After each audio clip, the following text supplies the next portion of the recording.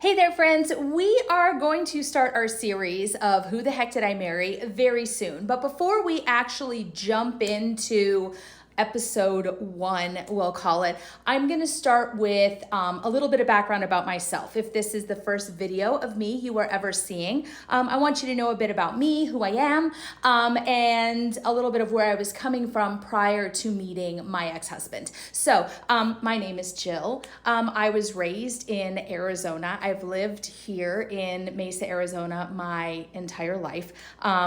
Minus a few stints in different cities, but give or take, this is my home. This is where I've been my whole life. I have two amazing parents. Both of them are retired now, but they were both teachers. My dad taught music. My mom taught 5th and 6th grade. I have a younger brother. And so we were just this family of 4 unit.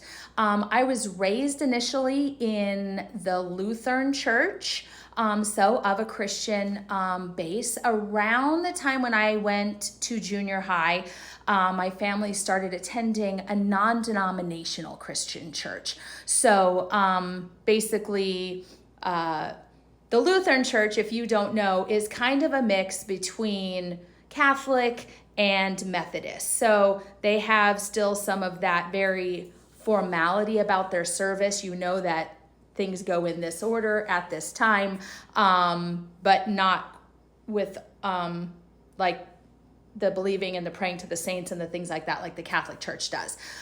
Because of the kind of formality of the religion as a younger, maybe Christian, right? Me trying to figure out my faith and everything else. I was finding myself very bored there all the time. And about the time that I made it through my confirmation, I met a friend, and she went to this non-denominational Christian church, and I got invited to go. So it was in my junior high year. Well, when I got confirmed, I accepted Jesus Christ as my Savior, and I would have called myself a Christian. At that point in time, officially, like I had made the choice for myself.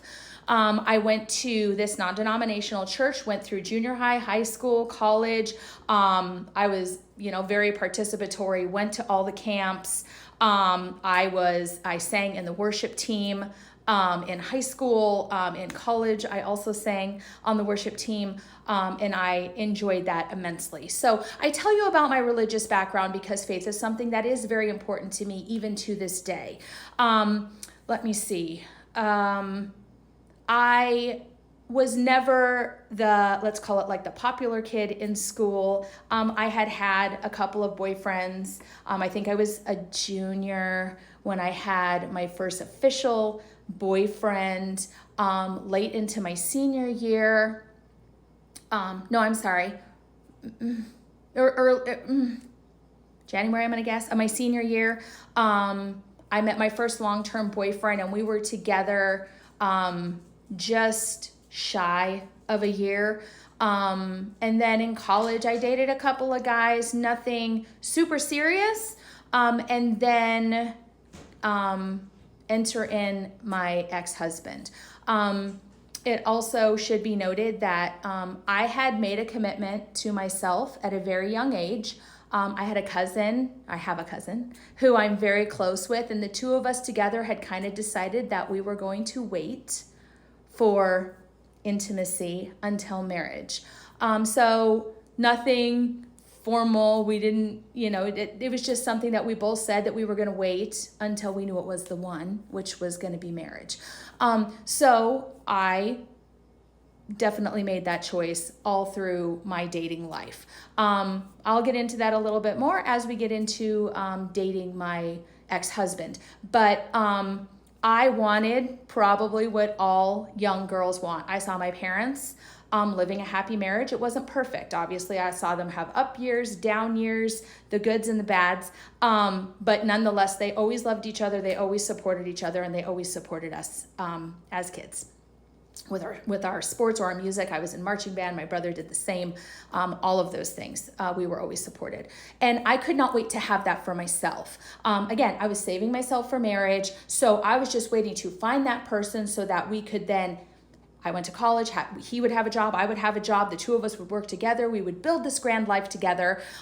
We would, pop out our 2.5 kids and live happily ever after, eventually sitting in a rocking chair in our cabin up in the woods. Like, that was my projection in life. That's what I had hoped it would be. So I just wanted you to know like where I was coming from, what I was hoping for, the fact that I didn't have boys chasing me all the time. I was always the one that pined after the guy who ended up just being a really good friend. That was kind of the story of my life. So one point in time when I was in college, I remember having a conversation with my dad about the fact that I felt like I was eternally single. And my dad told me that when that person comes, I will know that he will, I'm going to say like sweep me off my feet, that there will just be a feeling that I will know. And my dad said, you don't have to date for 3, 4, 5 years. You're not, at this point, I don't know, 23, 24, like at this point in time, you're starting to settle into your life. If you find that person and you know it's right, then it could happen very quickly. So, I had kind of had this personal internal goal of being married by 25, and I was getting close to 25, and I didn't see that goal yet being met. So anyways, I just wanted to let you guys know a little bit about me, my background, where I came from, kind of what I was hoping for. Right before I met my ex-husband, which, we'll get into, my brother and I had just bought a house together.